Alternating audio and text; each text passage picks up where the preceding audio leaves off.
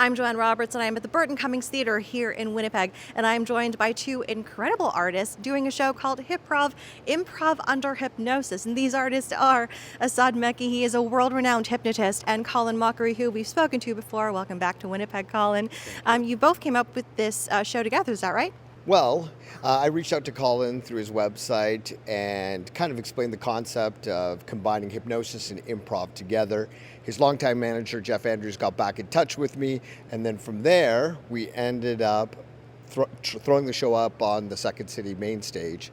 The format of the show is I'm the master hypnotist on the show. I bring up 20 volunteers, I hypnotize them, whittle it down to the best subjects, and then Colin Mochrie from Whose Line Is It Anyway improvises with the people on stage while they're hypnotized. And Colin, have you ever been hypnotized before? Yes, by this guy, because people kept asking, are you being hypnotized? And so I did, and I made him help me get past the block I have, which is writing. I hate writing. That's why I'm an improviser. I'm very lazy. So I got him to help me not put aside the writing and actually do it. And within a month, I had written something. Oh. Yeah. Amazing. Asad, obviously because of our conversation before we started this, I don't know much about hypnotism, and I'm sure a lot of people watching don't know much about it either. Can you tell us about it? Sure. So the best way to describe hypnosis would be watching a movie, getting so caught up in what you're watching that you're moved to an emotional response. So you watch a horror movie, right? And you get so caught up in what you're watching that you jump in your chair. Or you watch a tearjerker and you start to cry. That describes perfectly what occurs up on stage. When I hypnotize people on stage, they immerse fully into the moment and they experience all these incredible suggestions on stage. Okay. And Colin, given you're so quick on your feet, we love your improv. Have you had to change your improv style at all to accommodate these volunteers coming up on stage that might not have improv skills and also who are under hypnotism? Yeah, actually, it's nice working with funny people for a change. I'm very excited by that.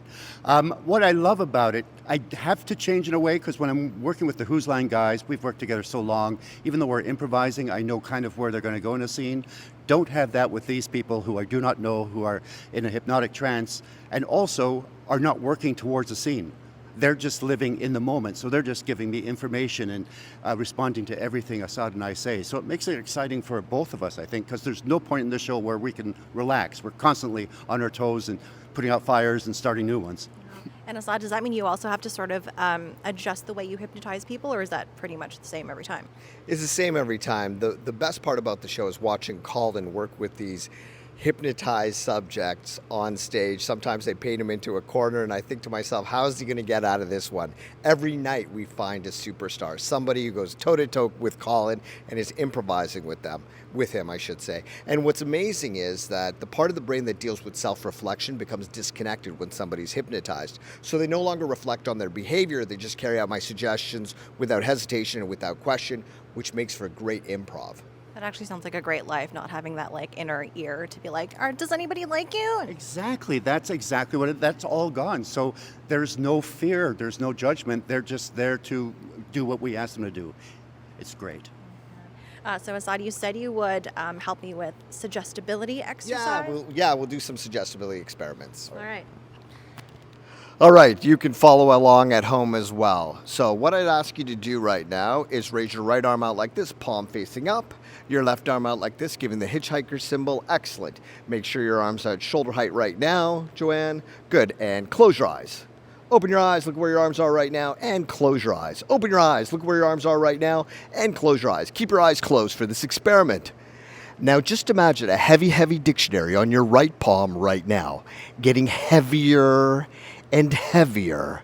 That's right, weighing down, down, down on your right palm right now. That's right. And as you imagine that heavy, heavy dictionary getting heavier and heavier, just imagine light, light helium balloons attached to your left thumb, pulling and tugging on your left thumb now, becoming lighter and lighter and lighter and lighter. And as you imagine those light, light helium balloons getting lighter and lighter, just imagine that heavy, heavy dictionary getting heavier and heavier, weighing down, down, down on your right palm right now. And open your eyes. Look where your arms are in relation to where they first started, Joanne. Great, and you can shake it off. Your arms are back to normal. So, What just happened there?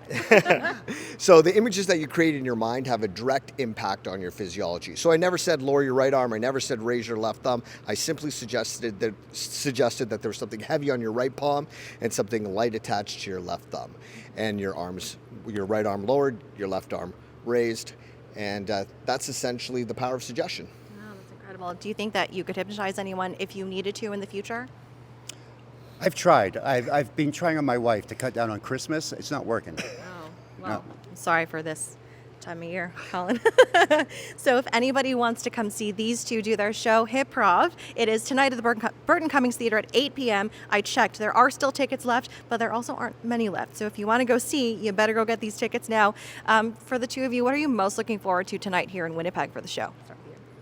Oh, I'm just looking forward to a lot of laughs and having fun up on stage. Mr. Mochrie? I'm not expecting anything, which is the beauty of this show. I just walk in, I'm with these people who do amazing things, and it helps me sort of raise the level of my improv. So it's good for me, and I think it's really good for them to show what they can do when they're out of their way. Well, thank you so much. I'm Joanne Roberts reporting for City News. We'll see you really soon.